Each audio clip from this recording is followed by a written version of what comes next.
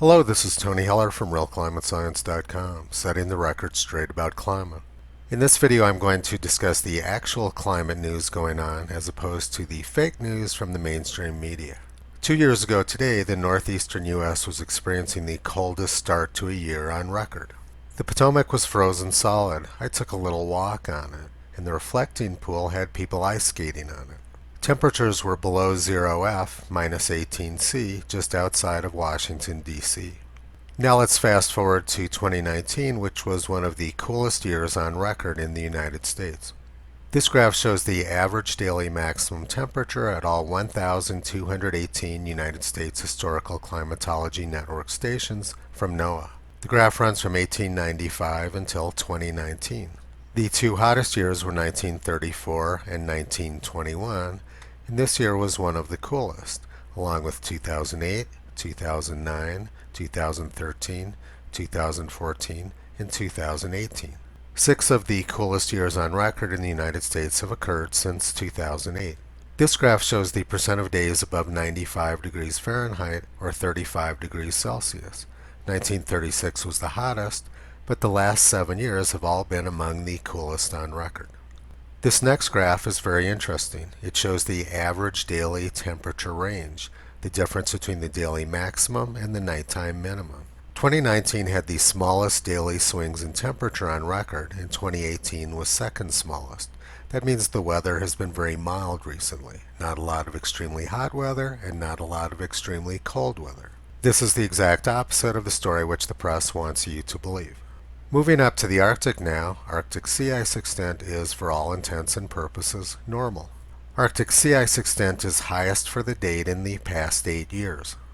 On the Greenland ice sheet, temperatures have been off-scale cold, below minus 60 degrees Celsius. Over the past month, temperatures in the center of the Greenland ice sheet have been averaging below minus 40 degrees.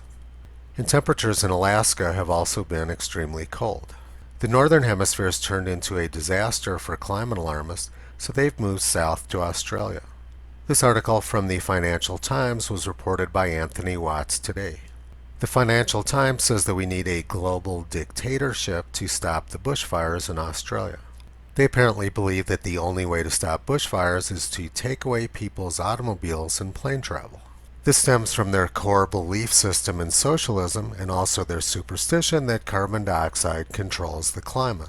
A century ago, H.L. Mencken said, "The urge to save humanity is almost always only a false face for the urge to rule it. Power is what all messiahs really seek, not the chance to serve." In 1939, Australia had terrible bushfires, and there was a royal commission set up to study the causes and what could have been done about it. Just like the fires this year, many of the fires in 1939 were started by arsonists. On Friday the 13th of January 1939, it appeared that the whole state of Victoria was alight. At midday in many places it was dark as night. Men carrying hurricane lamps worked to make safe their families and belongings. Travelers on the highways were trapped by fires or blazing fallen trees and perished. Throughout the land there was daytime darkness. The commission concluded that culpability for the fires was largely due to ridiculously inadequate controlled burning, which could have prevented many of the fires.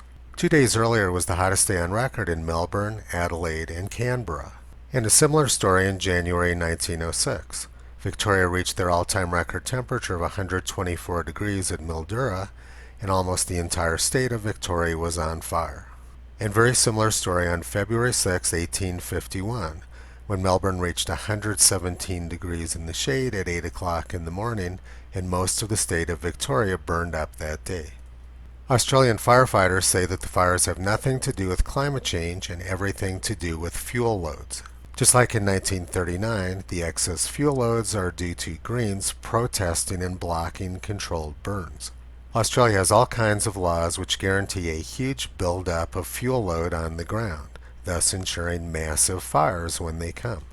But socialists at the Financial Times in London know better, and they know that we need a global dictatorship to stop the fire. The Financial Times wants the whole world to be like China, which on May 25, 1987 had massive flooding and massive forest fires going at exactly the same time. They had the largest fire going on in living memory, which had been burning for weeks, and at the same time they had 33,000 houses, 800 bridges, and 400 kilometers of roads destroyed by flooding. This shows us the power which a communist dictatorship has to control the climate. Apparently nobody told the Financial Times that China is the #1 producer of carbon dioxide emissions in the world and that their share is growing very quickly. The air in China is already filthy, and they're building hundreds of new coal-fired power plants. Since the fall of the Soviet Union, we've allowed communists to infiltrate many key aspects of our society. It's important that we put them out of power as quickly as possible. As the firefighter said, the fires in Australia have nothing to do with climate change. We need sane people in the press, in government, and at our universities and schools. I'm doing my part to get the word out. You can support me by subscribing to my YouTube channel and by passing these videos around to as many people as possible. And please visit Toto on the web at realclimatescience.com. He's been pulling back the curtain on junk science and propaganda for a long time.